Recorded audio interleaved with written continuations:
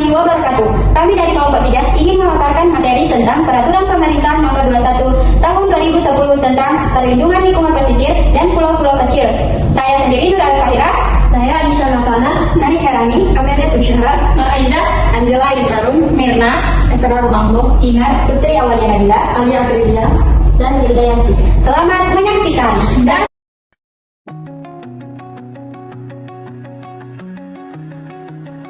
Perlindungan lingkungan pesisir Makassar merupakan bagian dari upaya pengelolaan wilayah pesisir dan laut yang berkelanjutan. Kota Makassar memiliki garis pantai yang strategis di sebelah barat Pulau Sulawesi dan menghadap langsung ke Selat Makassar.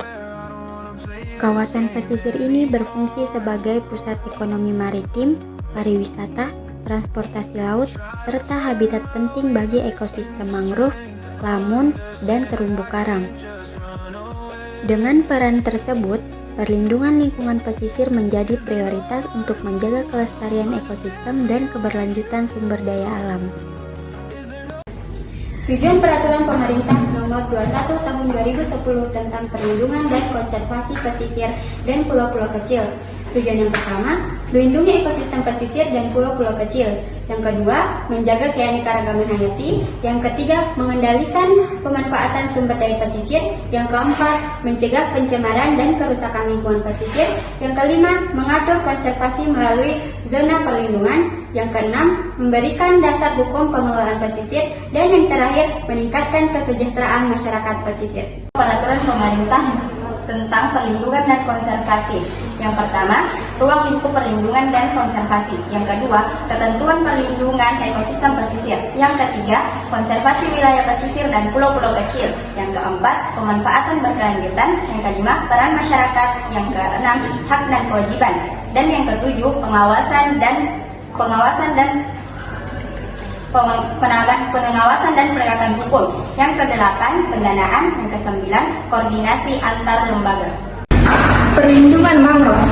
Perlindungan mangrove adalah upaya menjaga hutan bakau agar tetap berfungsi melindungi pesisir dari abrasi, menjadi habitat biota laut, dan menyerap karbon. Kegiatan perlindungan dilakukan melalui penetapan kawasan lindung, rehabilitas lahan rusak, pengawasan, dan pengelolaan yang berkelanjutan. Mangrove perlu dijaga karena memberikan manfaat ekologis dan ekonomi bagi masyarakat pesisir. Perlindungan terumbu karang. Perlindungan terumbu karang adalah upaya menjaga ekosistem karang agar tetap sehat dan berfungsi sebagai habitat berbagai biota laut. Upaya ini dilakukan melalui penetapan kawasan konservasi, pengendalian penangkapan ikan yang merusak seperti bom dan racun, pengawasan wisata bahari, serta rehabilitasi karang yang rusak melalui transplantasi. Perlindungan terumbu karang penting karena karang berperan menjaga keseimbangan ekosistem laut, mendukung perikanan, melindungi pantai dari gelombang, dan menjadi daya tarik wisata. Pengendalian pencemaran. Pengendalian pencemaran adalah upaya mencegah, mengurangi, dan menangani masuknya bahan berbahaya ke lingkungan yang dapat merusak ekosistem. Kegiatan ini dilakukan melalui pengaturan pembuangan limbah, pengawasan kualitas air dan udara, penggunaan teknologi ramah lingkungan, serta penegakan hukum bagi pelanggar.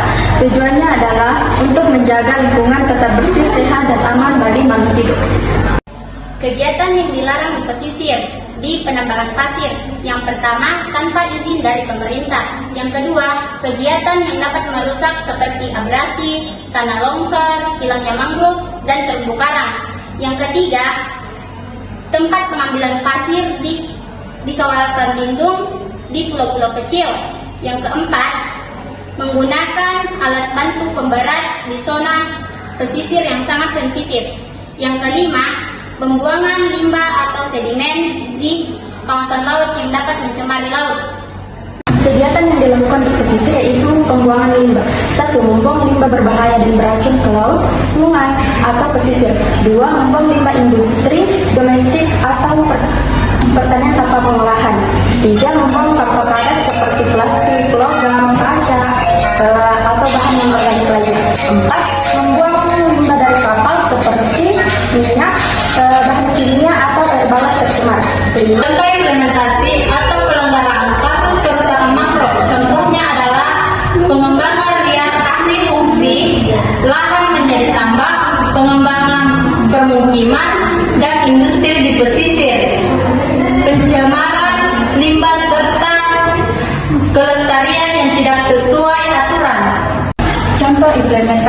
pencegahan pelanggaran pencemaran di pulau kecil. Implementasi pengendalian pencemaran di pulau kecil dapat dilakukan melalui pengelolaan sampah berbasis masyarakat, pengurangan penggunaan plastik, dan penggunaan fasilitas sederhana untuk mengolah limbah rumah tangga sebelum dibuang ke laut.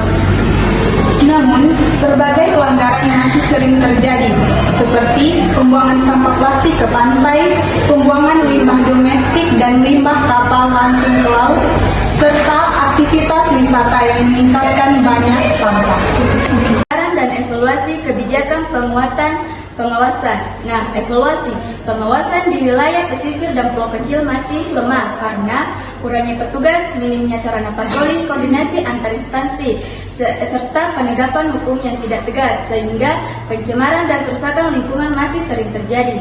Sarannya, pengawasan perlu diperkuat dengan penambahan petugas, peningkatan fasilitas patroli, koordinasi antar instansi, dan pelibatan masyarakat. Penegakan hukum harus lebih tegas, serta didukung edukasi lingkungan dan penggunaan teknologi pemantauan. Kegiatan edukasi masyarakat. Yang pertama, evaluasi. Edukasi masyarakat masih kurang efektif karena sosialisasi yang jarang dilakukan, materi tidak merata, dan partisipasi masyarakat yang rendah. Adapun sarannya yaitu perlu dilakukan edukasi rutin dengan metode yang sederhana dan melibatkan tokoh lokal, sekolah, dan kelompok masyarakat agar pesan lingkungan lebih mudah dipahami dan diterapkan.